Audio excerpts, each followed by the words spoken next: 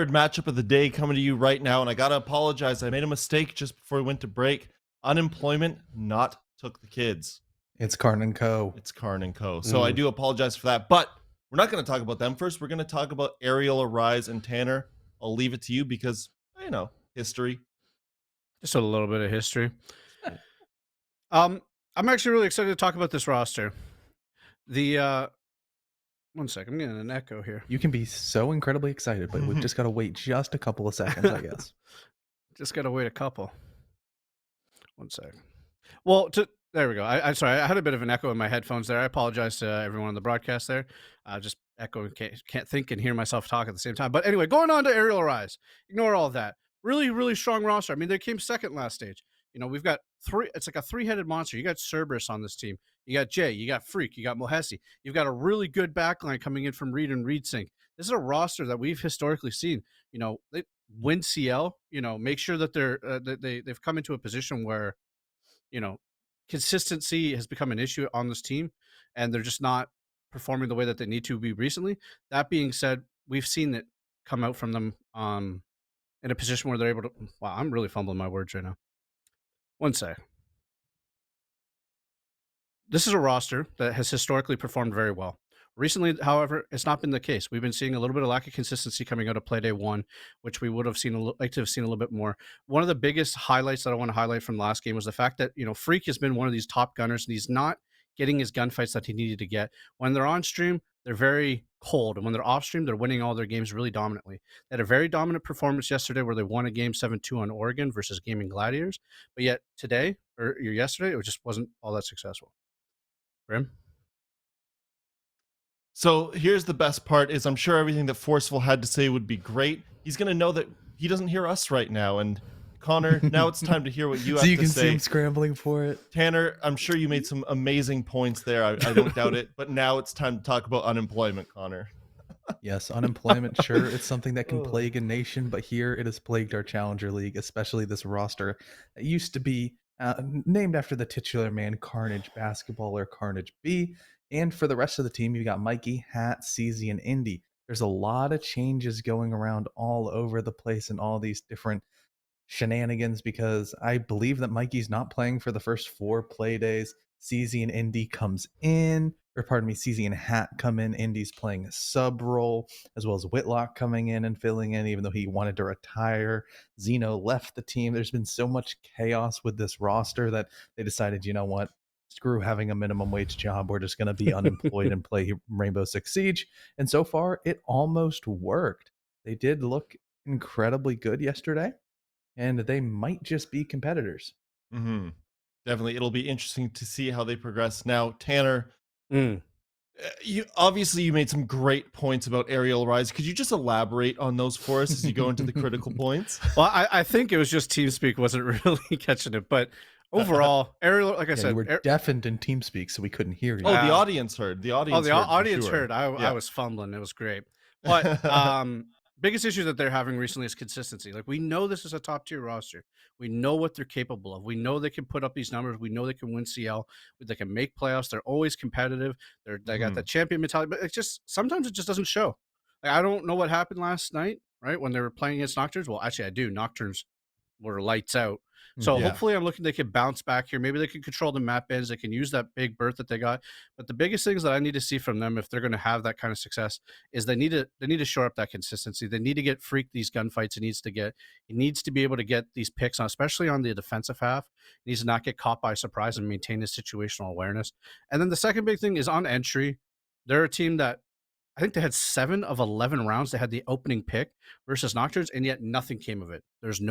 They had no ability to kind of capitalize off that play to make it into something that they wanted. And as a result, Nocturnes were just able to like waltz into sight and get a 3-piece and just absolutely mow down every single defender that was on the side of Arial Arise. So if they're going to have that success versus Karn and Co today, control the map bands, find that consistency, give Freak the gunfights, and then make sure you're making something of your entry picks.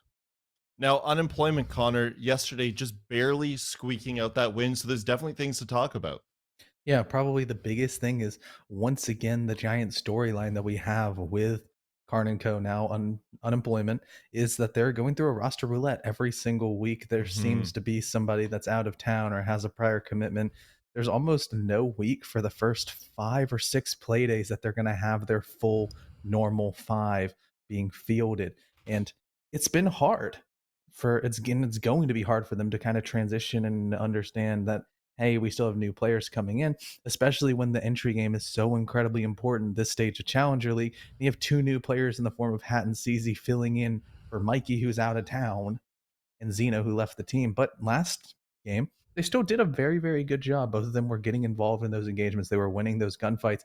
And now against an Arial Arise team that, even if they get the opening pick, isn't really transitioning in and kind of making use of it, it makes things difficult, especially if you kind of can't transition an opening pick on some equalizer maps, which is what I assume that Karn & Co. unemployment are going to want to go for. Your Clubhouses, your Oregons, try to manipulate the map bans that way. And Tanner, I think me and you can both agree that the Oregon Aerial Arise showed yesterday was not that strong and definitely looked weaker than the unemployment one. Absolutely. Like, that's a map that Ariel Rise has always really looked good on. And it was so good that no one in stage 1 wanted to take him to it. And I really liked the work that came out from Nocturnes. You know, they put in a lot of extra work, and it showed in that game where they're just absolutely able to control the tempo of the game and just put Ariel Rise completely on the back foot. But going into this map ban here, you know, couple maps like we just talked about, we want to avoid those equalizers. That's not the type of map that you want to take Karn & Co. to. They're a team with a very shallow map pool. You know, they typically play the Chalets, the Club, Oregon Villa. Like, that's kind of like their bread and butter. And there's their one equalizer map, but I still see Clubhouse on the board, and that's raising some concerns. Also, the fact that Ariel Rise banned Cafe, which has historically been a perma ban for the side of Karn & Co. This is actually starting to look a little scary. Can we see what the final ban is here? Oh, no, that's okay. So Clubhouse. Okay, so this is a really good win coming for Karn & Co., which I'm very surprised how they did that, considering the very small map pool that they typically have. But the fact that they're able to go to Clubhouse, that's a map that they have historically looked dominant. And when I say historically, I mean for like a long time. Karn powers up on that map. I don't know what it is. He's not, but he never looks fraudulent on that map. He clutches. He's always in great positions, and his teams always typically do really well on this equalizer. So. I don't like this. I don't like this at all for the side of Ariel. We're talking about CZ consistency. plays really well on that map too. CZ and Raptors is terrifying. The question is, does this change anyone's predictions? Because is the map choice big enough to actually sway your mind? Yes. I don't know. I'm gonna swap. I don't know. Let me pull out the crystal ball here. The big 8 ball. Should I swap? Are you gonna join? It says should I swap? It says most likely. So I'm going to swap my answer against my better judgment. I'm going to give Karn & Co. the respect he deserves on this map. This is a map, like, I can't describe it. It's just he plays way better on this map than he does on any other map, and all of his teams have kind of shown the same thing. So I'm going to go Karn & Co. My question moving forward, Connor, and kind of to a continuation of your critical points, win or lose for unemployment, it's difficult to make takeaways, because when your roster is moving in and out and you can't make it settled, I mean, okay, you lose and you can chalk it up to, hey, not our regulars, but you win and you're like, okay, but we're not exactly going to be continuing what we're doing because we're just going to be swapping people out again. Yeah, exactly. But it's almost a strength, because you go to something like Clubhouse, you go to something like Oregon, you should kind of, as an opponent, know what unemployment is bringing to the table. But you come to the point of, how are you going to know what unemployment is bringing to the table when they don't even know what roster they're bringing to the table? They are going to be so incredibly unpredictable. You know, you can't predict what hasn't even been created yet. And for unemployment, hopefully that can be a little bit of a kind of ace up the sleeve. But okay, and I'm gonna be combative here. I'm gonna be difficult, Connor. Ooh. Does that not in a way contradict with the point saying, you know, going to Clubhouse, something that's regular, something that we're used to? I mean, you do, is it trying to get the best of both worlds? You want unpredictability within a predictable map? Yeah. So the biggest thing about maps like Clubhouse in Oregon is everybody knows how to play it well, but players also, if you're on a roamer, like pretty much every single roamer for Clubhouse knows at least 2 or 3 little micro plays, little like stupid little spawn peaks or punch holes or just ratty angles that will get you a first pick, and then you can kind of get away. and that it can be a really impressive tool for unemployment to utilize because Ariel Arise, sometimes if they don't get the ball rolling, they can Hmm. kind of overthink themselves because they're incredibly intelligent players, and overthinking is an issue when you get to that level of brain power. Okay, and Tanner, just before we Mm. get into it, I'll actually make you think here instead of relying on your little 8 ball there. Oh no. Make a prediction for me. Do you think this is a game that's going to go the distance? Are we going to see some more OT, or is this going to be a quick match either way? I think this is going to be a quick match either way. I think either Air Rise is coming to play and they're going to be Mhm. lights out, which is historic. I gotta stop saying historic, but that's what they do, and that's how they play. But if they're not coming to play, if it's the inconsistency that we're seeing, I think it's going to go the complete opposite way. I think Karn and Coca-Cola a 7-2, 7-3, and just completely steamroll over this roster. Mhm. Well, it looks like we're just about ready to go. So we're going to throw to Crow and Jonah for the final time today. Take it away, boys. You know what? I'm gonna join him. I'm gonna switch. I don't think Karn loses this map.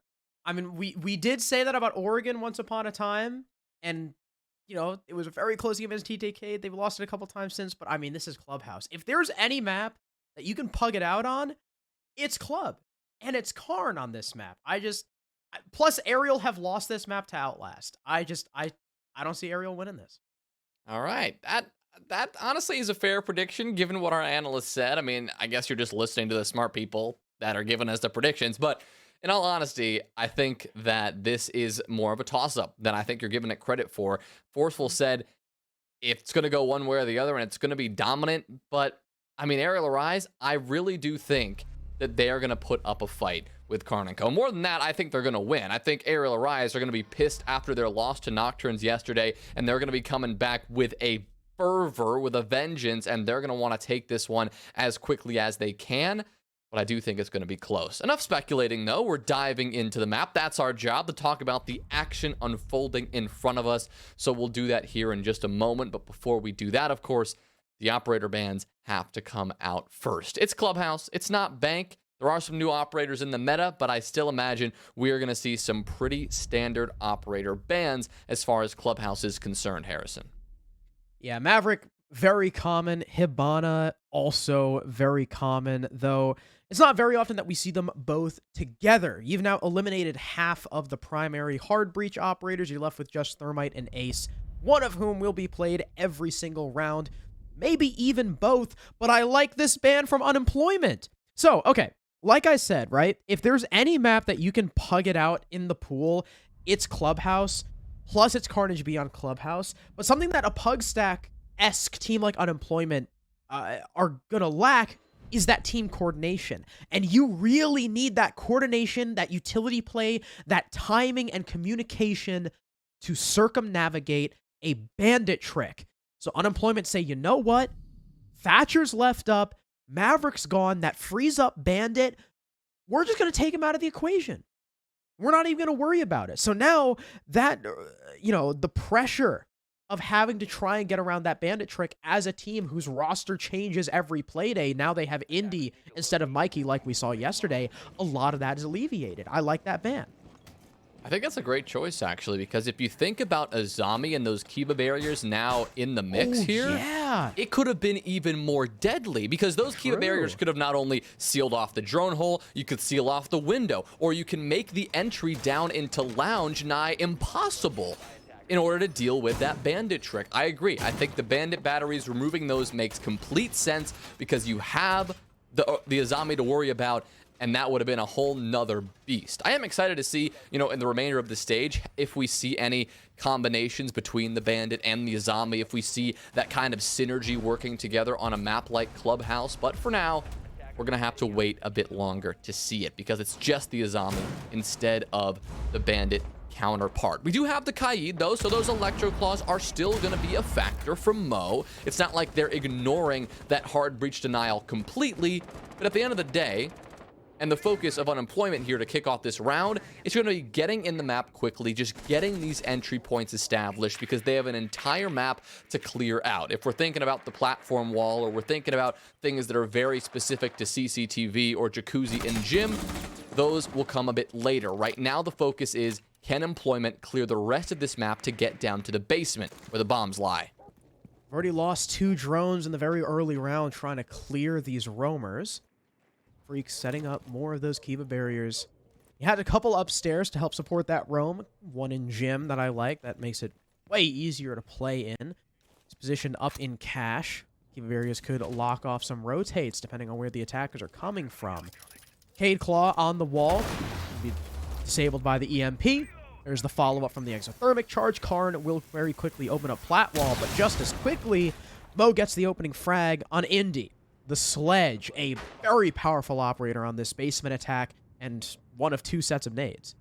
Yeah, that's the last person you wanted to lose. Aside from losing both hard breachers simultaneously, that is a worst-case scenario for Unemployment, because now they no longer have pretty much any opportunity to work their way in from the kitchen side. Of course, you do have some soft destruction in Whitlock's pocket. He has those breaching charges if he wants to put them on a floor and open up a couple of angles here, but it just got a whole lot more difficult. And with that angle now sealed off, Freak knows that he can prioritize those Kiba barriers to the other side. Doesn't have to worry about that vertical pressure as much, and so we can see all of those Kiba barriers right now allocated towards blue, towards that generator push that we would likely see Unemployment undertake if those kitchen options are as limited as they seem right now. See what they end up going for. You can hear explosions going off. Whitlock's kind of all the way by Moto. Maybe that breaching charge was used for the Moto hatch. Still got 2 ace charges. CZ gets that equalizer that Unemployment were desperately looking for. That's smoke dead. That's just as bad as of a loss for the defense as losing the Sledge is for the attack. That is a huge equalizer, especially with the time running so low. 20 seconds left. In through Moto. No one's covering it. Reed Adams goes down. Hat has control of Church. Mo trying to find someone by Church wall, but the attackers are already in the site. Freak, another equalizer as Karn is getting this plant down. Hat looking for the refrag, will get it, and he'll nearly line up a second. Reed Singh just barely gets away from him, but Carnage B is there to collect the kill. Mo, who led off the round with the opener on such a crucial operator, is now left alone in a 1v3, and Hat with a 3rd kill on the round. The Thatcher goes huge, and Unemployment take round 1.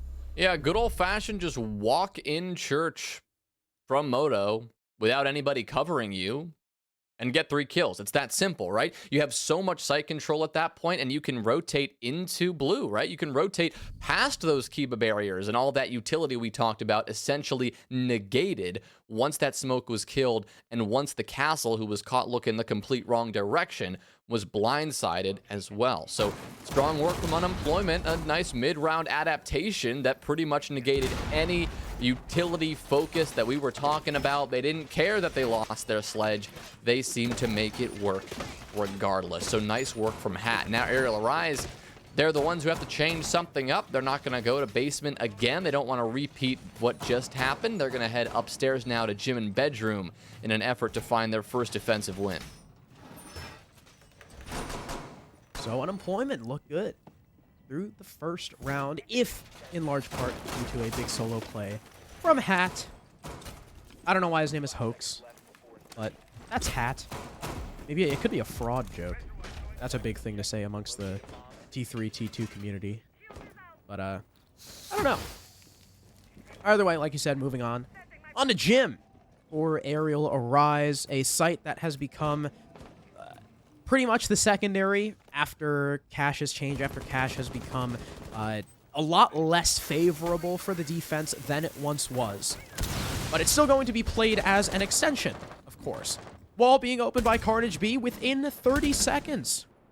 Very swift, very expeditious opening of the wall for the attack. Karn now going for the Con single wall. So, Freak a little bit more exposed. He's pretty much trapped there. Not a lot of opportunity for that Jaeger to rotate out. Now with Whitlock opening up this jacuzzi wall, I mean, quick work from Unemployment in terms of getting this bomb site and making it vulnerable, right? Reed Adams, he's forced to rotate around, no longer comfortable in bathroom, no longer comfortable in that one position, given that Unemployment are opening up so many different angles, right? The clear from this east side is well underway with this platform wall opened and both Indy and Hat beginning this pressure, and Freak just sends himself right out the breach. Indy must have had a call or some info of some kind because he turned his attention right on time, right to that door, and found that kill no problem. Jay and Mo are now here trying to hold this down, really forcing the issue, refusing to give up this control, and while they're wasting time, they're also putting their lives at risk. Hat tanks and a Rooney Gate trying to put the pressure on Mo. He's got a Kiva barrier in hand. It just narrowly saves his life, at least for now. He'll end up getting a pick onto CZ. Reed with the support drops Hat on the floor. Mo, down but not out. He'll be finished here by Indy in just a second. Oh, maybe? There it is. Carnage B ends up picking up the kill. 3-on-3. Jay low HP. Everyone on unemployment full. CZ and Hat off the board. A lot of utility now gone, but there is still burn from Karn. There is still a nade from Indy should there be a shield in the site. Should that bulletproof cam prove to be an issue. There's only 35 seconds remaining, and that kill from Karn could be exactly what they need. Jay goes down by that gold rotate. Reed Adams stuck in gym. Reed sink over by main stairs. Nade goes up, deals a little bit of damage, but damage itself is rather inconsequential, but jumps out and misses the shots. Carnage B, a brilliant reaction. Reed Sink blindsides Indy on the main stairs. 13 seconds left. Carnage has to hop in and get this bomb down. The flash will miss as soon as he hops in. This is an easy kill for Reed Sink, and down he goes. 5 seconds. Whitlock, he needs to get a hurry. 4 seconds left. He doesn't see the Aruni. 1v3 for Reed Sink, and Arial Arise tie the score. And that's why Azami is ridiculous when used well, because with that coverage, as that player hopped on into Jim, oh, it was an easy kill in the clutch. And it was another, round the corner. As long as you know where you're looking, there's no way for them to rotate through the other direction. And then, of course, we saw how potent that CCTV and Cash hold really was. They were locking down Cash and forcing that position much stronger than we usually see. Historically, at least before Azami was introduced, most teams would feel the pressure, take a fight or two, but after they lost a body like we saw Freak get owned in the middle of that site, people will rotate out and they will play it safe. But Mo, feeling empowered by those Kiva barriers, just slapped them on every wall possible, tried to limit the angles that unemployment were opening up, and just took fight after fight after fight after fight. Enough to get a little bit of that advantage back in their favor. Obviously not enough. It was still took a 1v3 clutch in the end, but it sure came close, and in a large part due to some good use of utility and time waste.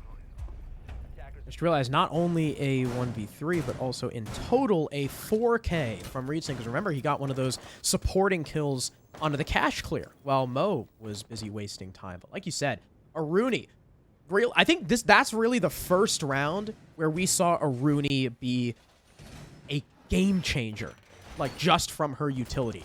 That is the perfect round to showcase why Azami is so strong and why she's banned so often, and when she's not banned, why she's brought almost every single round. EMP goes out. Unfortunately for Jay, he's not there in time to Electroclaw trick, so once again, a very speedy breach from Carnage B. Yeah, early pressure, and here comes CZ just sending it on in. A couple of players to deal with here. Freak. And who's that on the other side? You got both Reeds here, both Reed Sink and Reed Adams contesting this head on. Reed Sink's the one to actually pick up the kill onto Whitlock. You lose Indy in the process as well. CZ says goodbye. There goes Hat, just sending it in construction. But really, I mean, the damage has been done. Hat now is stuck between a rock and a hard place, trapping himself quite literally between both sides of this defense. 2 players on one side and what looks like 2 players on the other.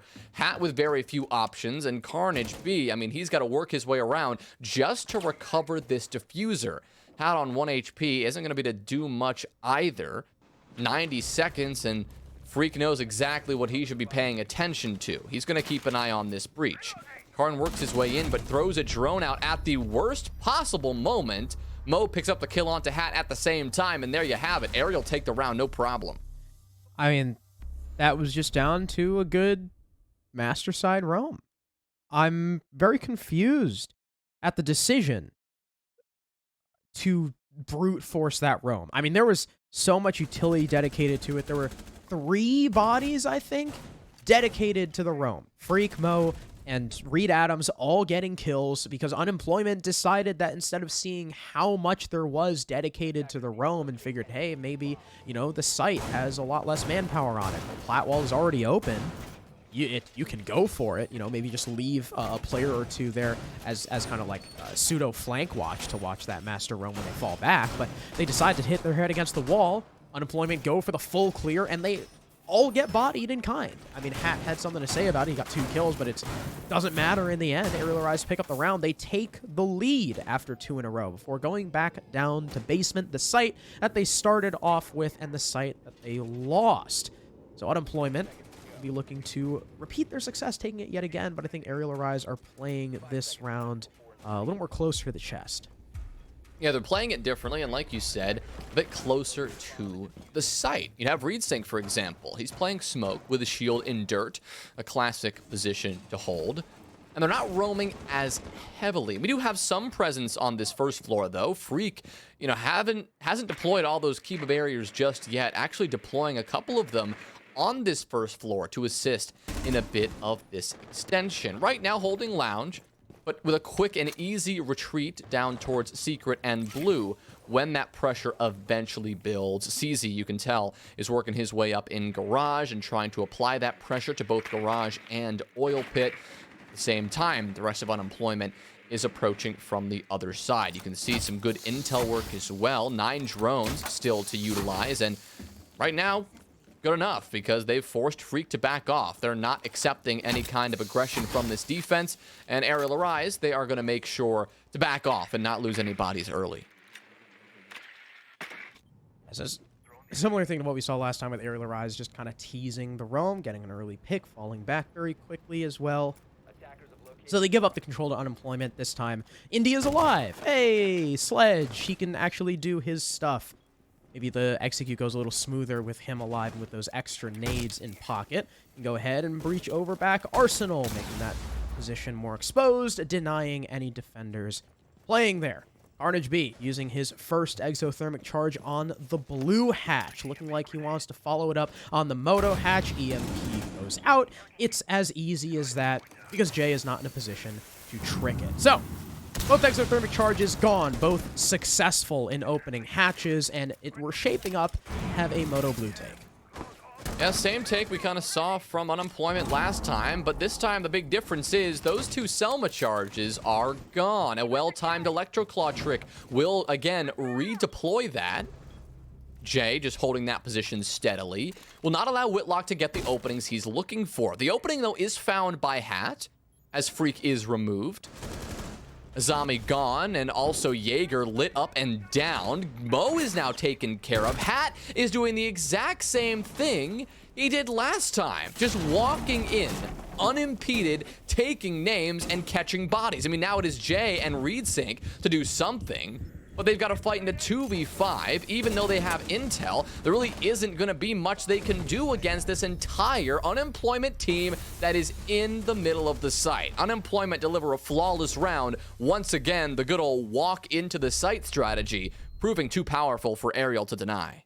A technical 3K from Hat, even though one of those was down, claimed by CZ before Hat had even gotten that opening frag. But either way, Unemployment once again show their prowess in attacking basement. Very different strategy, considering they didn't have Indy in the very first round. That was, all down main and through the Moto, where Hat just walked in. This time, they set up for a Moto Blue Church take, and Hat once again walks in, only instead of Moto, which you could see Arial Arise were more cognizant about with 2 different people trying to watch that door, he walks in blue, takes 3 kills. Indy follows it up while the defense is clamoring, trying to get some control back, and the round just goes in Unemployment's way. Sometimes all it takes is one guy being in the right spot at the right time, as we saw in round number 1, as we just saw in round number 4. Now, on to round number 5, it's going to be Jim from Arial Arise, a round that Unemployment should have won, that ReedSync ripped away in a 1v3.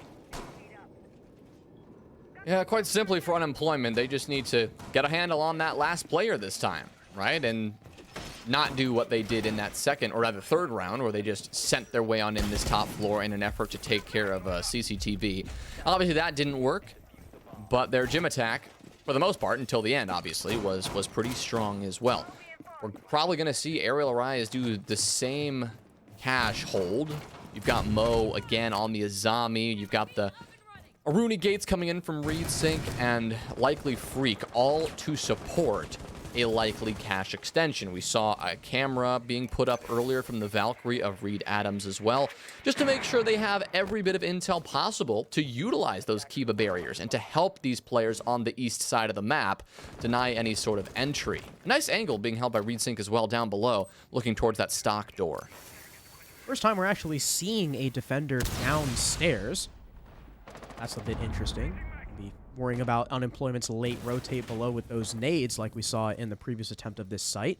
Whitlock opening up gym wall while Carnage B and the rest of the team start to clear from Cash, where they're met by Freak and Mo. Last time, Freak gave up his life rather early to Indy, and Mo caused some havoc but died in the end. It was a 3v3 after the initial Cash clear, with Unemployment then taking the man advantage and, again, really should have probably won the round after that, if not for some sloppy play and disconnected attackers. Nade goes in, it'll miss, EMP goes out, not quite sure what it disabled. Could have possibly been the ADS that we saw in the red hallway. As more Azami Kiva barriers go out, keeping the attackers at bay, but in through garage comes the Finka, spots one, doesn't know about the double up. Freak gets the opener as CZ drops.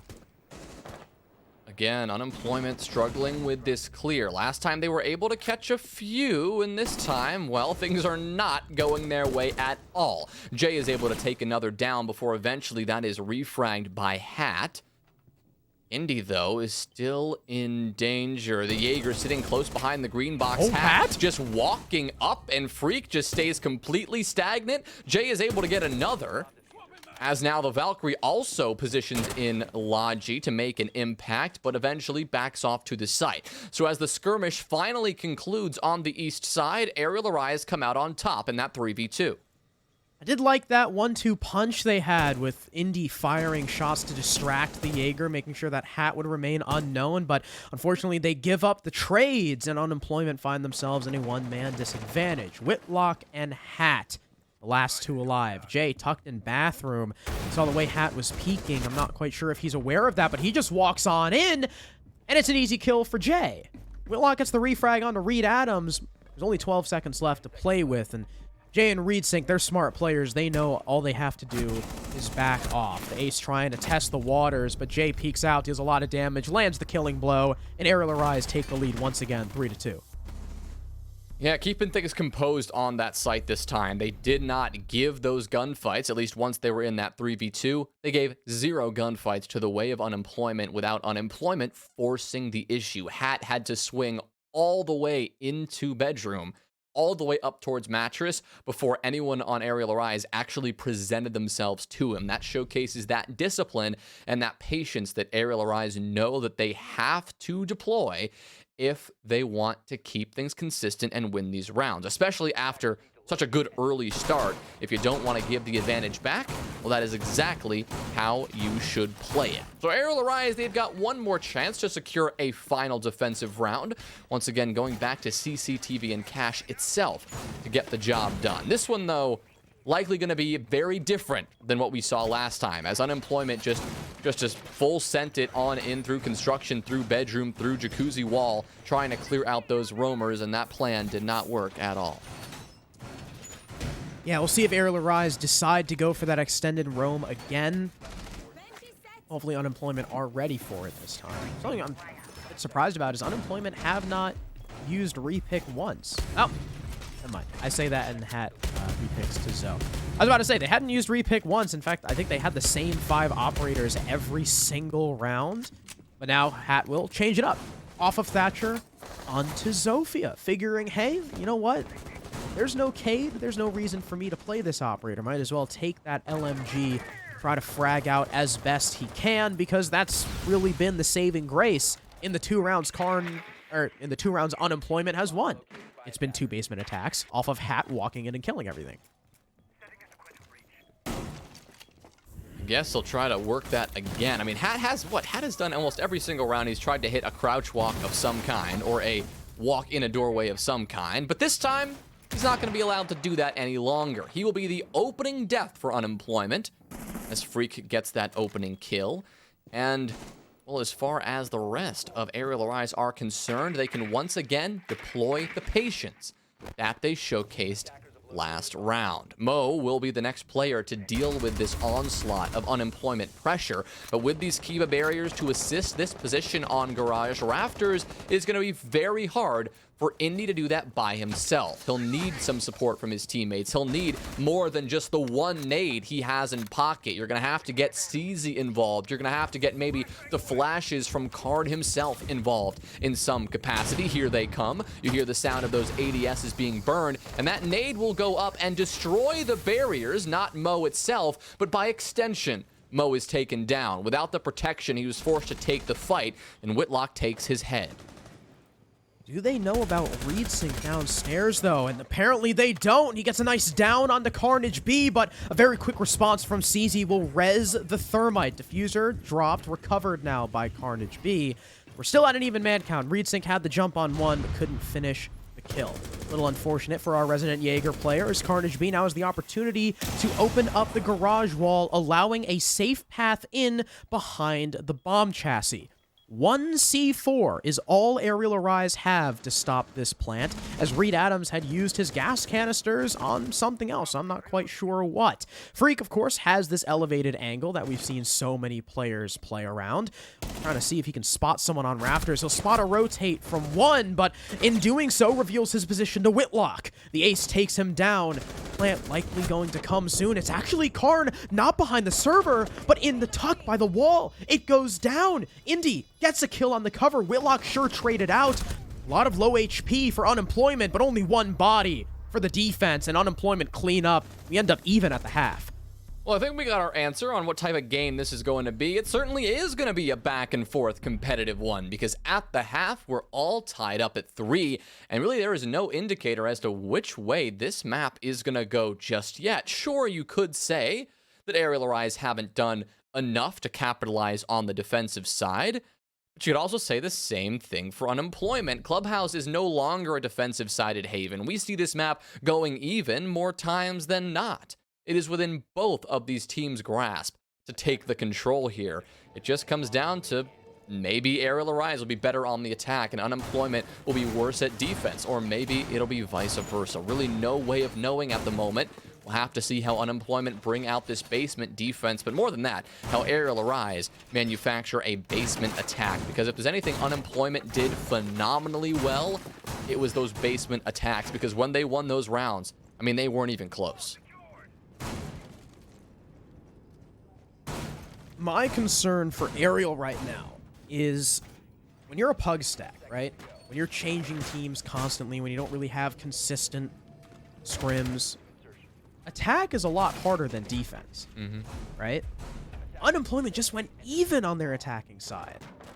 So while, yes, Clubhouse isn't, you know, the defender haven that it once was, it's still a lot easier to play on the defense than it is on the attack as a pug stack. So is this where Unemployment start to pull away? We'll have to see. Hat, of course, with that Valkyrie is going to start setting up cams to help assist this roam. Whitlock will join him as the Vigil. Interesting that we have a suppressed LMG from Jay. We got 3 LMGs on the board with Freak and Reed Adams bringing some of their own as they begin to try and clear out the roam, opening up Platwall with a hard breach charge before quickly scampering away from it. Yeah, just trying to get some areas that they can hold potential choke points from, not necessarily entering through those openings.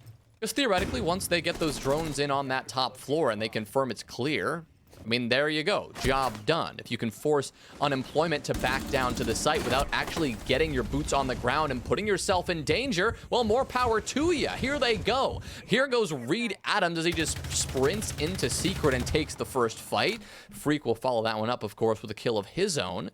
taking a little bit of damage in the process, but putting Arial Arise up a 2-man advantage so far in this round. Indy now feeling the pressure. A couple of bullets, a nade heading his way. He's finally finished off. Karn is dropped and finished by Freak, who's on a tear at the moment, and it all comes down to Whitlock. He gets one, but does it really matter? The plant now going down. 4 players sitting around that he has to find, and he simply doesn't have the time anymore. It's now a post plant, and Whitlock is fighting against the world, not to mention he's full flash now. Good utility dump from Jay, just to make sure that Whitlock is having a brutal time on this retake. He hasn't even been able to make it out of Moto at all. Freak has an angle on him. They've pinned him in church. Mo's the one who get the kill, but it really doesn't matter. It was Arial's round regardless. A lot of frags going their way, a lot of blood, and a lot of damage that they're happy to secure. Really good roam clear from Arial to start off, as several unemployment players got caught out of position. CZ just in no man's land in lounge, Hat dying as well. And then Arial Arise swiftly taking into the site and punishing unemployment with their own angles. Indy trying to fight a very long angle through what appeared to be almost footholes opened in blue. Karn then trying to retake into church, also getting killed from footholes. Seemed like they just didn't expect Arial Arise to take in as quickly as they did. And we're punished. Holes work both ways, as is often said, and that leaves unemployment trailing by 1 round. We'll go back up to Cash. It'll be their first time defending this site. Church obviously not wanting to retry. They'll be bringing the Cade this time from Hat to help protect those walls. In-kind Reed Sync swaps to that Thatcher, along with the Thermite. They've got that combo still going on, but no Wamai. Arial Arise's own ban means they are now free to play up at Capitao, which will probably make Rafters clears a hell of a lot easier.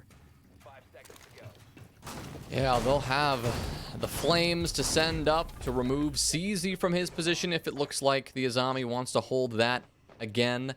Haven't actually seen those Kiba barriers deployed on Rafters just yet, potentially saving them until he has a better indicator of exactly where this attack is coming in from. But holding on Rafters right now does indicate that we're going to have to see those asphyxiating bolts from Reed Adams come into effect. Right now, it's the same story as it was in the previous round for Arial Arise. Just open as many angles as they can. Force unemployment into a corner early on if they can. And getting open the platform while early would certainly be a bonus. But guess what? You've got Hat on the other side, not doing fragging right now, focusing on the utility and focusing on the Kaid Electroclaw trick. A well-timed EMP grenade, though, and that should probably get off in time. There it is. The platform wall opened, Hat unsuccessful. Yeah, when you start placing the Thermite right before the EMP goes off, there's no time for the Electroclaw to work. But CZ in Rafters. I remember this is actually something that Connor had highlighted in the analyst desk when swapping to Clubhouse. CZ, he's been around for a while. And something that is very known about him is that he is the perfect player to sit in a death spot like Rafters, because he will fight for his life like a rat in a cage. He's got the gun skill to back it up, and he will not fall off. He will almost always go 1 for 1. Case in point, killing Reed Sync. Jay, the next player to fall, the Thatcher Thermite duo, now off the board. Reed Adams not rotated in yet to try and clear Rafters. Arial Arise have been rather slow when it comes to this take. Nade going out to try and deal with the red shield, but of course there's going to be ADSs protecting that, so the nade doesn't go anywhere. More Kiba barriers go out. That exposes Mose. He tries to crouch walk in. CZ another kill. He tries to hop over. Freak put an end to his reign of terror. 2v4 though. Arial Arise trailing by 2 bodies. Under a minute remaining. The nade can change that. Hat goes down, only saved by the fact that he was on top of the green box. Follow-up nade will miss, though, allowing for the pickup, and we're back to 4 strong.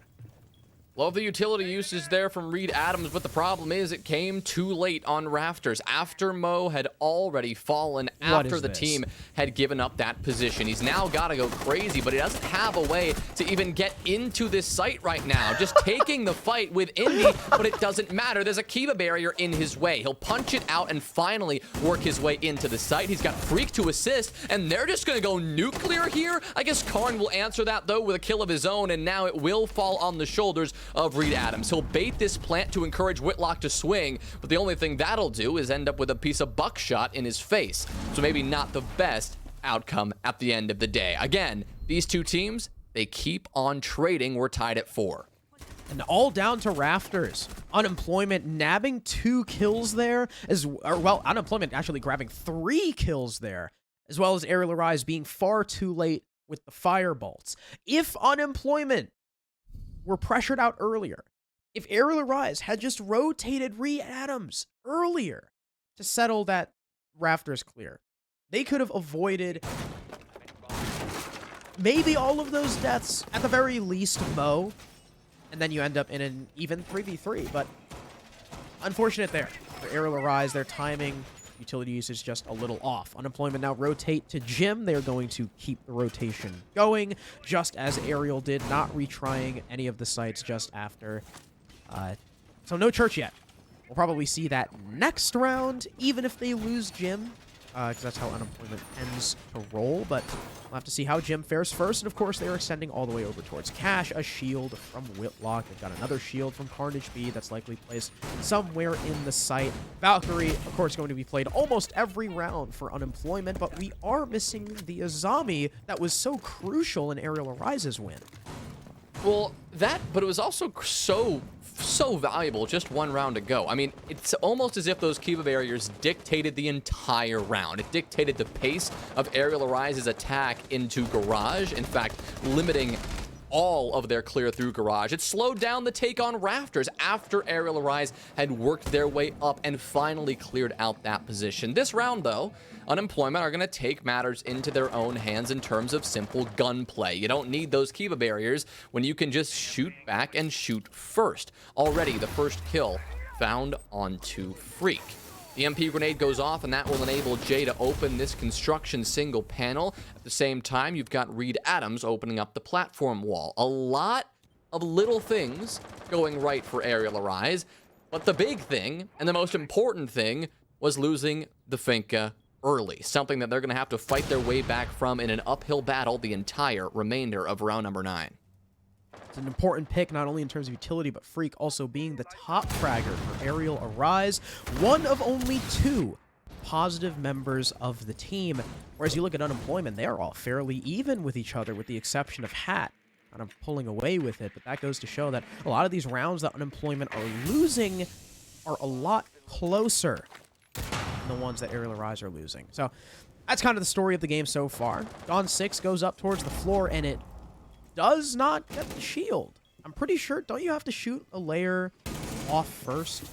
Maybe it goes through, maybe you just shot in the wrong spot. I don't know, but otherwise, waste of a Dawn 6, shield stays up, and Arial Arise are kind of scrounging around for an opportunity. They'll finally grab it. Reed Adams finds Indy through the con single wall of all things, but CZ responds in kind, killing Mo downstairs, removing the nades from below and allowing the freedom to play with his C4. And it'll give all of these defenders a bit more freedom. I mean, Whitlock will just swing and take down Reed Sink, who wasn't even paying attention. Reed Adams gets taken care of as well, so it's all up to Jay. Just like that, he's put into a 1v4. So Arial Arise, they've been dancing with the lead and tying it up back and forth with Unemployment. Looks like for the first time in a while, they are going to find themselves down and in the disadvantage. 5-4 lead now, secured by Unemployment after a successful gym and bedroom defense, and Arial Arise looking lost the whole time. Yeah, that was excellent defense from Unemployment, especially CZ on the roam, getting 2 different picks on opposite sides of the map, knocking out Freak, killing Mo, dropping every single nade operator, if I'm not mistaken, right? Because they didn't have a sledge. It was just the Iana and the Finka. So well done to CZ. Then the rest of Arial Arise are pretty segmented. I mean, Reed Sink crouch walking in. I don't really know what he was doing. Hat getting a kill, I think, outside the Jacuzzi breach. I mean, everything fell apart for Arial Arise in that round not because of, but everything fell apart starting with those 2 picks from CZ. Unemployment find themselves up 5-4. And perfect time for Arial Arise to take a tactical timeout. Hey, guys, we are a practice team. This is a pug stack. And I mean, yes, this is Karn's Clubhouse, but still, they should logically be winning as the more experienced team, as the second place team last stage. But I guess Karn is just showing why you don't bring him to this map. Yeah, dangerous. It looks like, at least right now, all of our analysts were spot on with altering those predictions after seeing those map bans, because Arial Arise, like you said, they're hanging in there. They do feel slightly weaker on this map than Unemployment do. And that is despite the hours that Arial Arise put in, despite the coordination, the time that this team has together. They're coming up short again. Of course, it's a one-round disadvantage, and that's minor. But like you said earlier, Harrison, the rounds that Unemployment are losing are a lot closer than the rounds that Arial Arise are losing. Just shows you that Unemployment are just a little bit more on top of things here on this map. But round 10 could be a completely different beast. Round 10, we just saw Arial Arise take a timeout leading up to this. We're headed back to the basement, where Arial Arise won handily last time. And if they can take this one, why can't they take 11? Why can't they take 12? Both of these teams still very much in the mix. But Arial Arise just fighting a slightly more difficult battle at this point. You definitely said it. There's only been two-round streaks this entire game. Rounds 2 and 3 for Arial Arise, and as we just saw, rounds 8 and 9 for Unemployment.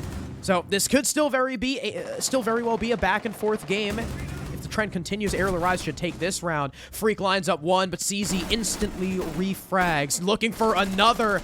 Lights up Mo, and the Iana backs off. Afraid to take that fight, not wanting to lose another life on this roam, especially not in trade of an alibi. So we'll end up going 1-for-1, Freak for Hat.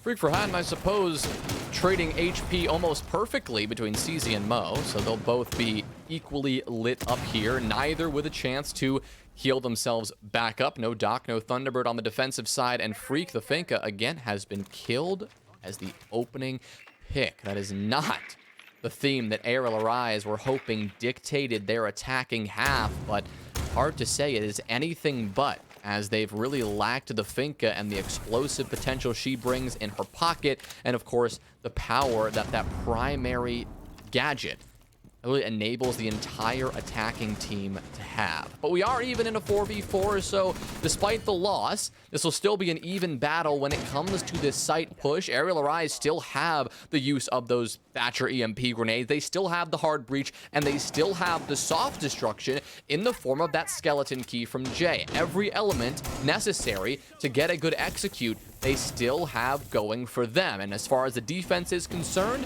same thing goes. The only difference is the lack of a C4. You do have 3 toxic smokes, but no explosive nitro cell to deny any sort of execute. I was about to say, that's an interesting shield from CZ, but the lack of a cooked nade is going to result in the alibi surviving. If they had just held that pin down a little bit longer, that would have been a freebie. And Mo taking a prone peek? Questionable decision at best. He gives his life away to CZ. As the church wall starts to fall away thanks to some ace charges. Indy shoots a drone looking to hop over the bar. CZ finally getting caught out by ReadSync on the hatch. We've equalized 3 apiece, all the HP back at full.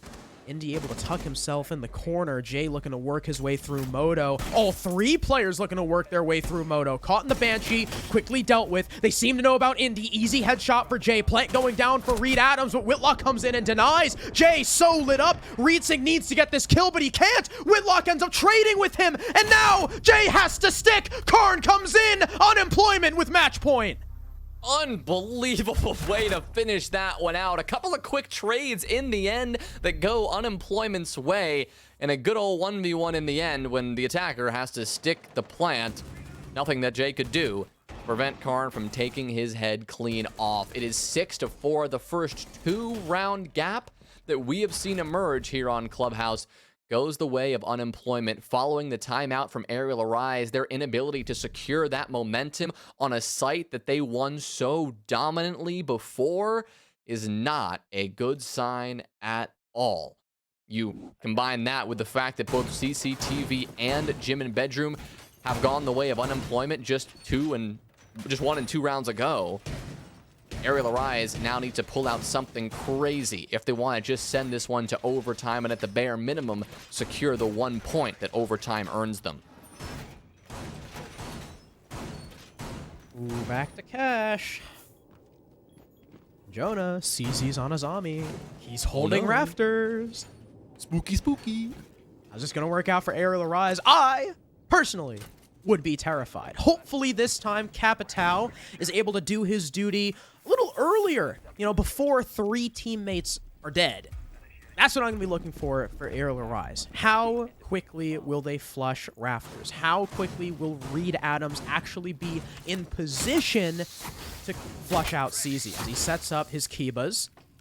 He's now got this place locked down. ADS is at his side to prevent any nades from going through. Whitlock going to try his best to K-trick this wall, though. It's going to be pretty difficult because of the Thatcher. It's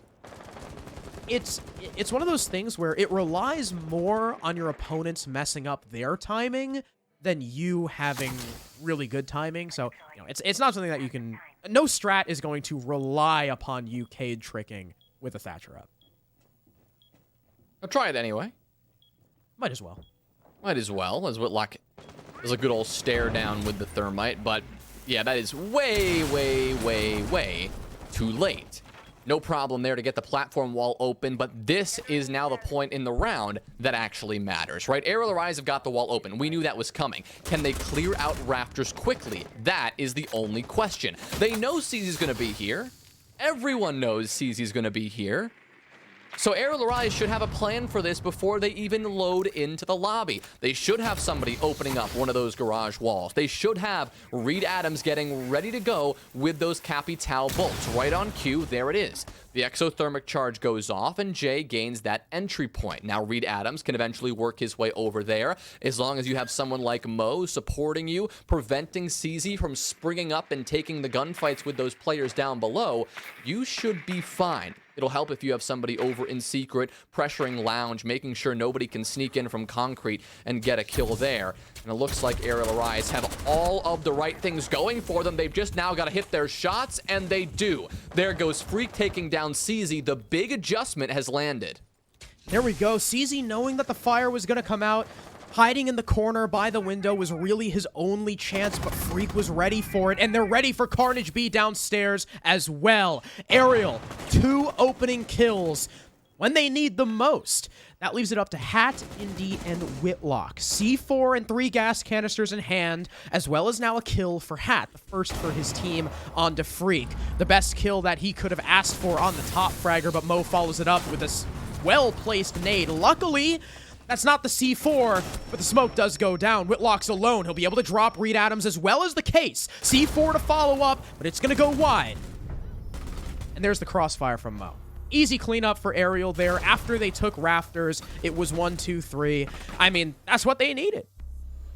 They just needed Reed Adams in position earlier in the round. They just needed the setup. And this time, not giving away 3 picks for free ends up winning them the round. Yeah, it's simple as that. Focus on using that utility. Focus on making sure you do all of those steps on your important attacker checklist before you take gunfights and walk into some bullets. That's the difference, right? Nobody exposed themselves on that garage door. Not a single player challenged CZ until the fire was deployed, until that wall down below was open. And that difference enough was solid to get them the win, right? It was good enough to clear out Raptors, to give them that Raptors control, and even though there was a couple more utility here and there, CCTV and Cache is a very tough site to defend if you are down a couple of bodies come the execute phase of the round. It's near impossible. And while Hat, gave it his best try, collecting a kill or two, even the 12 kill player right now and the top fragger for unemployment could not pull it out. So we're going to have to see all 12 rounds in regulation to figure out the conclusion of this one. And unemployment, it's going to be Gym and Bedroom for their final defensive attempt here. Of course, last time they defended here, 2 early kills from CZ really propelled them forward in that advantage, and they just kept the ball rolling. Playing a very similar position to where he killed Freak in that initial round. I think it was outside Wolf, if I'm not mistaken. Could have been through these garage walls that Freak is currently pre-firing, which is why he's watching them like a hawk right now, but CZ's not exposing himself, at least not yet. One of those stock doors is open. Bullets whiz past his head through that wall, and CZ is going to get the hell out of there. So no early pick for the Valkyrie, but he does live to fight another day. See the intel game now from Arial Arise, the focus, as they try to pinpoint exactly what kind of extension Unemployment are working with. It's nothing crazy. It's going to be something that Arial Arise have seen on countless occasions.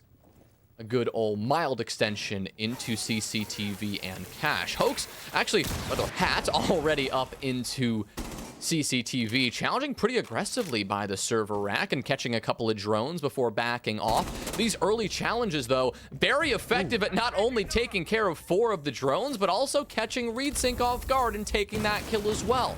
Mo is able to get a kill back, so that is something that Arial Arise have going for them, but they haven't killed Hat yet.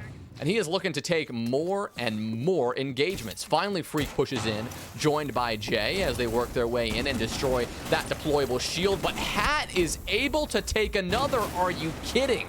Freak is able to get 2, though, so that's enough to balance things out and bring it back. So Unemployment, they find themselves in a man disadvantage despite a fantastic performance from Hat. Raid boss Hat down. Freak ends up becoming the victor of that scuffle in cash. He's 14-9. He is looking hot right now. Indy and Carnage B, last 2 members of the defense to try and win this map in regulation for Unemployment. Indy prone next to the bomb chassis. Carnage B looking out the breach, trying to see if anyone's going to drop into his line of sight. Not suspecting to be there, but the diffuser has been recovered by Jay. Logi hatch now open. Arial Arise seem to be reconvening towards construction, maybe going for a Logi take, as Mo now goes to cover the windows. Open up Jim, called out probably by Unemployment. Carnage B has this nice little hole, but it's actually Indy to get the kill on Freak. There's the equalizer, worried about his back, but there's no one pushing Logi just yet. The shield falls away, position likely known by the bomb chassis. He could be a dead man walking here. Karn tucked behind Jim.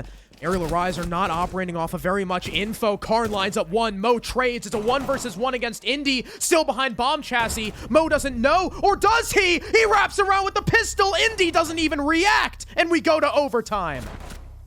Wouldn't have it any other way. Can't figure it out in regulation. The back and forth battle ends in a 2-round in a row comeback there for Arial Arise, who will put themselves into OT and guarantee themselves that 1 point. They can now switch back over to the defensive side and maybe try to build some momentum there, as they will be the ones defending twice if we do end up going all 15. But it is that back and forth battle that we anticipated. Unemployment unable to close it out, even in the 1v1. Really nothing the Jaeger could do but sit there behind the bomb chassis, stagnant. It was swing or be swung. And, well, the Jaeger got swung. Arial Arise happy to take it, and I'm sure things are starting to heat up. Surprised we're not seeing a timeout from Unemployment or anything like that. They just want to keep rocking with it, keep going with kind of how they've been playing this game, because for the most part, it's been working, but right now, Arial Arise have found a way back. Quite the resurgence we've had. Even 3-3 halves between both teams. So we can't even say who has the advantage just by side selection here. Not like we could in the first game between LG and Rent Free. We'll have to see what happens. Unemployment will start on the attack onto Jim.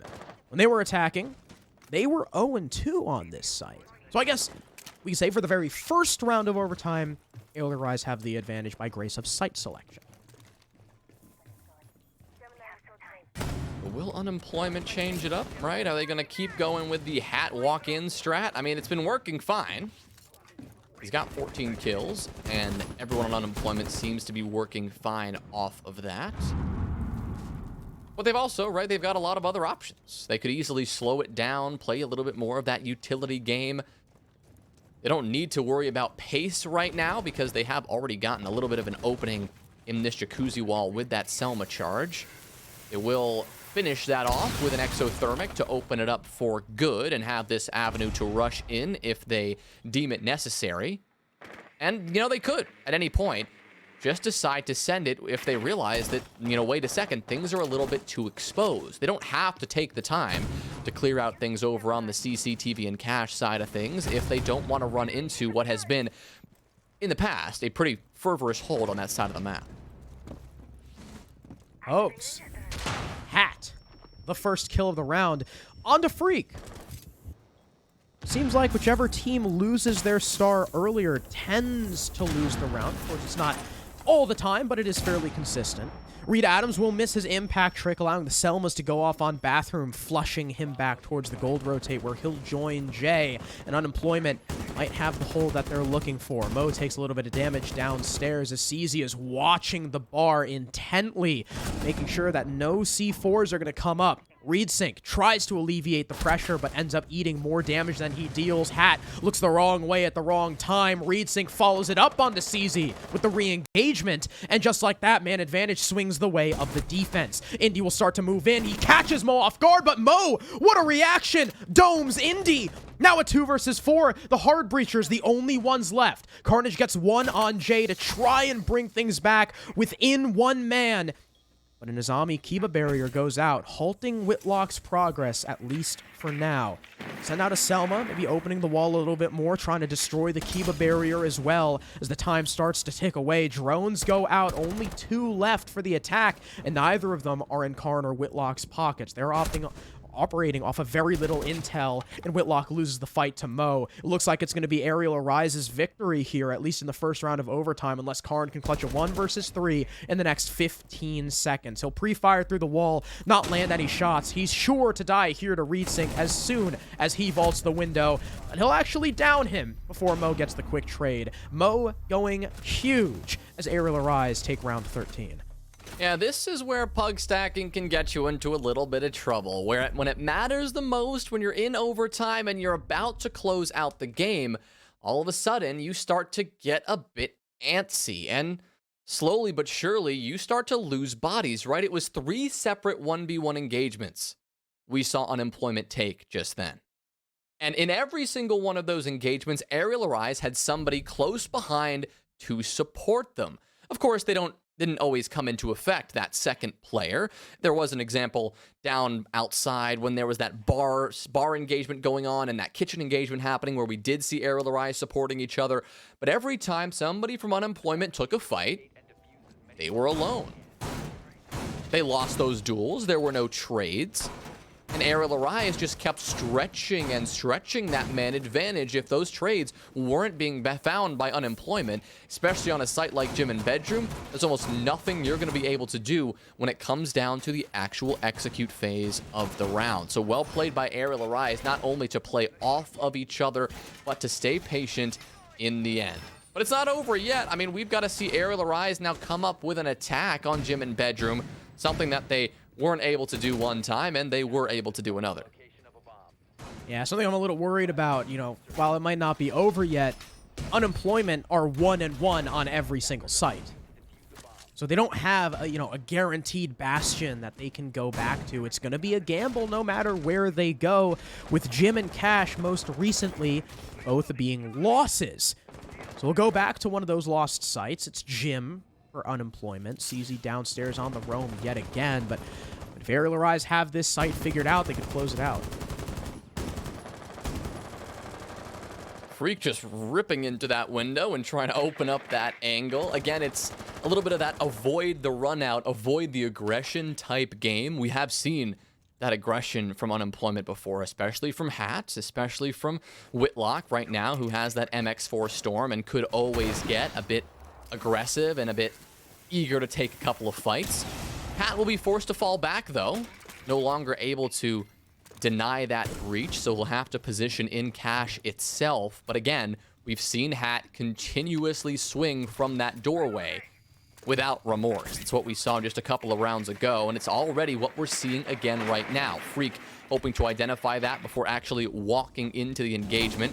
Doesn't want to risk losing his head in the same way he has done in many opening deaths so far this round, but slow progress, right? This patience, the fact that Hat had been freezing these players in position, well, it's really slowed Arial down, but now it's speeding them up. Freak gets 2 right back to back, and Unemployment are crumbling. Freak, oh so consistent when his team needs him. CZ's going to put an end to his reign of terror. 2 is all he'll get, but they were a big 2. Not only onto the top frag of Hat, but Whitlock as well. Still a one-man advantage for Arial Arise. We'll end up opening Jacuzzi Wall. Shield being replaced by Carnage B as he's fully reinforced. No, not fully reinforced bathroom. It's still half reinforced. So you can't play close on the Shield, I guess. That's actually kind of a weird decision. But either way, Shield now facing out of bathroom. 53 seconds remaining for Arial Arise to get their push on in. And CZ's only C4 for the team being used to kill Freak. Karn has 3 gas canisters, but it's going to be the only thing really standing between Arial Arise and a plant attempt, and one is already being sent out.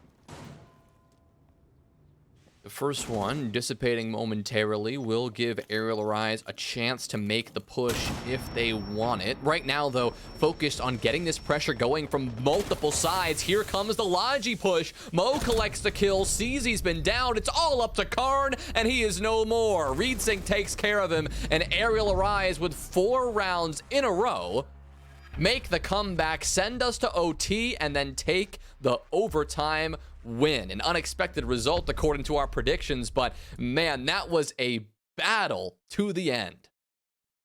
Wow. Well done to Arial Arise. Really shutting us up. We doubted them, especially because most of their clubhouses haven't been the best. They've lost it in the past to Outlast. I mean, against Karn, you do not tend to take Karn to this map for good reason. And I mean, even with a pug stack, even with Indy not being a seasoned T2 player, only really spending 1 stage in Challenger League before stopping and just coming back into a sub position. Whitlock as well, originally leaving the team to take a break before again being forced back into a sub role to keep the spot. They still did, they still performed admirably. They held match point. Sure, they may have thrown it away, but Arial Arise with quite the resurgence. And the fact that this even went to OT just speaks volumes to, how consistent Arial Arise is, and that unemployment, despite having a different roster every day, might not be a shoo-in for relegation. Yeah, they can certainly give us a good run for their money. I mean, in theory, Arial Arise should be one of these top teams coming out of the stage if they are performing up to the expectations they hold for themselves, the expectations that we have for them. And if Karn and unemployment rather can hang in there with them, they could be in for a pretty solid future. But to break this one down a little bit further, we're going to pass things back to our analyst desk to tell us more about this game. Tanner, in all the hype around a match where a huge comeback, absolutely huge, really impressive play. Let's not forget the fact that the reason it was a comeback was they were very, very quiet for the majority of the game, with Freak doing majority of the heavy lifting. And it wasn't until the rest of the team kind of got going that it definitely looked like this was going to be a loss for the side of Arial Arise.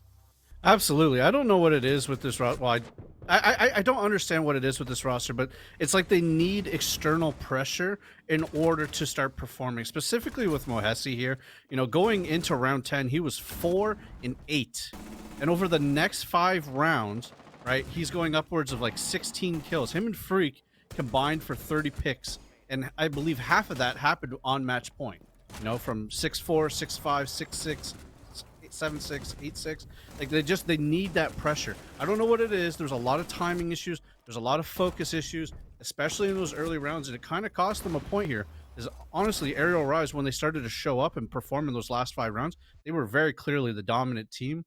I wish they could do that, in the first 5 rounds, and then maybe they'll start on the top of the leaderboard like we expect them to be. However, you can't hate it. Champion mentality, coming in, making sure you're winning. Connor, what do you think? I think the biggest thing that you were talking about, hey, they're on match point, all this. Guess what? That match point doesn't even happen, and it's kind of pushed forward if you don't forget to give the respect to Reed MF Adams, Mr. Bonger Reed, Matt Bonger's biggest fan, having that 1v3 clutch on Jim with the Arudi DMR. Absolutely massive momentum play that, sure, for Arial Arise, they were initially struggling on the defensive side, and it looked kind of rough, but they got the 3-3 split, which ended up just being enough to push it to overtime. And then, like we've talked about, Tanner, overtime really does just boil down to which team is properly read in. This is just a good old-fashioned 3 rounds of, hey, both teams, you kind of know when all your cards are on the table. We'll see who shifts things around to make the better hand. I'm going to stick with you for just a moment, Connor. When we talk about unemployed, is this the result of when you have that adversity amongst your roster, when you face these challenges in game, you're going up against a team like Arial Arise. When they figure it out, they start playing well. And if you're not at your best, you're not going to be able to keep up with a team like that. Yeah, I would have liked a little bit more out of CZ in particular. I would have wanted him kind of keeping up with what we saw Hat dropping the 15 bomb, kind of back-to-back games, by the way. That's something that's gone under the radar. He's having just as strong of a performance as the likes of Asian and Dexter coming in on his debut. Want to give the respect to Hat, who is going by Hoax in game for some reason, and it doesn't make sense for his branding, but still, that's Hat. He's a good player.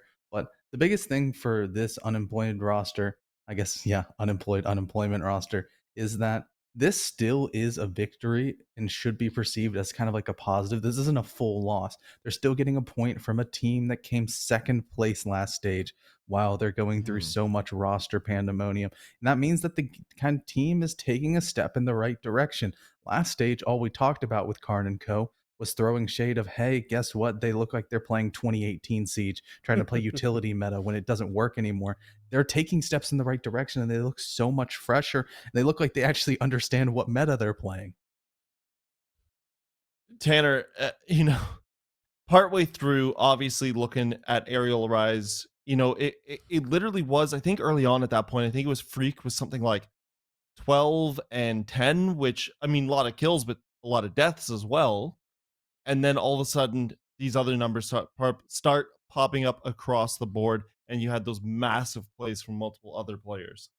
Absolutely. I mean, Reedson came in here and he was just absolutely able to hold the entire fort kind of together, similar to how Connor mentioned there. And then Mohesi, like I said, it's like as soon as he started to have that one belly flop play where he didn't cook the nade properly and he's prone, he's shooting, he messes up and he just gets a free pick. It's like you just like, okay, reset, focus up, dial in, and then Mohesi came to play. I cannot stress, like, he was 4-8. We go into overtime and now he's 14-8. He gets 10 kills in like the span of 3 rounds. It was unreal. Absolutely great gameplay coming out from him. And like, I know we're trying to like talk around Freak, but the guy was an absolute unit today. Yeah. Like, especially when you see him walking into rafters. Every time it was Jim, it was like, okay, Freak's walking up rafters. Okay, Freak just got a 2K. That's just like, that's how we're going to open this round. Absolutely. Freak is just an absolute unit. And that was a really great performance from the good night duo from Freak and Mohesi. Well, we got a few questions right now. We're going to talk to the coach. It's going to be Fettuccine that we talk to. Yo, Fettuccine. what's up? It's good to see you again. We were shaking in our boots a little bit there. It was not looking promising. What did you do, or what did the team do to light a fire to get this thing turned around? I'm gonna be honest, we just didn't play the way we wanted to play. It was, I think, a combination of factors, and I can't really pin one down. I'm gonna be out completely 100% with you. We won just because we were simply better than them, right? Freaking Mo just, put their feet down and just we ran through them through the end. But I think I'm going to put most of the blame for these past 2 games on myself because it was a lot of factors going from energy, going from focus, going from adjusting pace properly. And we're going to come back next week and every week after that, making sure no team ever takes a point off us ever again. Okay, well, that leads nicely. Bringing up Freak and Mo, there's just something about those two. We know they're both individually very talented, but there's something about the two of them that just finds a rhythm at times where it's like they just play off of each other. Now, you're in the comms with them. Is there a discussion, or do these guys just innately know what the other guy's going to do? Because it just seems to be so quick and so precise. I mean, they just know. I mean, they talk about it, but yeah, like there's just moments in the round where I think they just the light clicks in their head that, yo, I'm going to kill this guy, and then Mo's like, all right, you're gonna kill this guy, well, I'm gonna kill this guy too. And then they just, after that it's just a slaughter fest. Well, it was a wildly entertaining game. We can't wait to see your future games, and hopefully we'll be talking again soon, Fet. Yep, thank you so much. Have a good one. You too. Love you too. Huge game for those guys. And you know what? We can sit here and Tanner, like you said, this is a game where, yeah, there's a lot of things to work on, but that championship mentality of just being able to wrestle games back is a quantity I think that every team would love to be able to have. You don't want to go down, but it's nice when you can steal those ones back. Absolutely. Okay. Yeah, absolutely. tag on if you'd like. Oh, I was just gonna say, absolutely. There's very few teams in this league that are able to do that, and to be able to consistently do it is a completely different skill itself. Like one-offs, like every team can one-off it, you know. But this is Aerial Rise. I think they did this like twice in stage 1. We saw it all throughout stage 3. Now they're doing it again in stage 2. It's more of the same. Well, more of the same is exactly what we've got today, because we have 3 games down, 2 more to go. The next one after the break will be Aqualix taking on TTK. It's going to be another barn burner. You're not going to want to miss it.